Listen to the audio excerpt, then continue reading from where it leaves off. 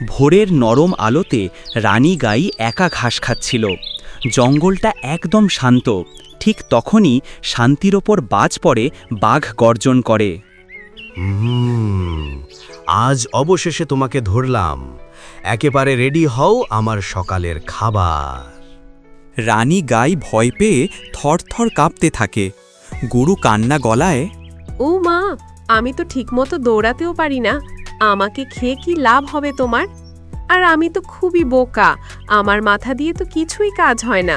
চলো আমার সঙ্গে, তোমাকে এমন জায়গায় নিয়ে যাব যেখানে কেউ তোমাকে দেখতে পাবে না, আর আমি আরামে খেতে পারবো। ওহ, দূরে নিয়ে যাবে? আচ্ছা, কিন্তু আমার পিছনে যেন কাটা না লাগে। বোকাই তো, এই কারণেই তোমাকে ধরার সবচেয়ে সহজ।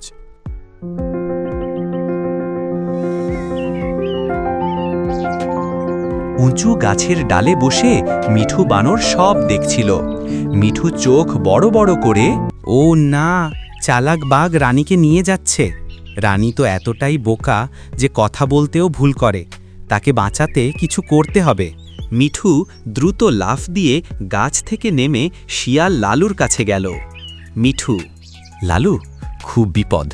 বাঘ রানীগাইকে ধরে নিয়ে গেছে। তুই তো জঙ্গলের সবচেয়ে চালাক, কোনো প্ল্যান আছে? চালাকি করা আমার পুরনো কাজ। বাঘটাকে ফাঁদে ফেলতে পারবো, কিন্তু সবাইকে একসাথে কাজ করতে হবে। আজ মগজের লড়াই হবে। টুনটুন খরগোশ কাঁপতে কাঁপতে আসে। কি হলো, তোমরা এত সিরিয়াস কেন?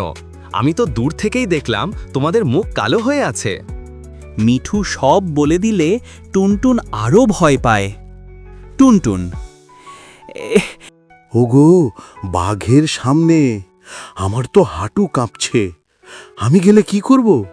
তুই ভয় পেলেই হবে না। রানীগাই খুব ভালো, তাকে ফেলে যাওয়া যাবে না। আকাশে চক্কর দিয়ে টিকু আসে। টিকু ভারী গলায়, বন্ধুরা, আমি দেখেছি বাঘ রানী গাইকে শুকনা নদীর দিকে নিয়ে যাচ্ছে। ওখানে কেউ যায় না, খুবই ভয়ঙ্কর জায়গা। তাহলে আর দেরি নয়, তাড়াতাড়ি চলো।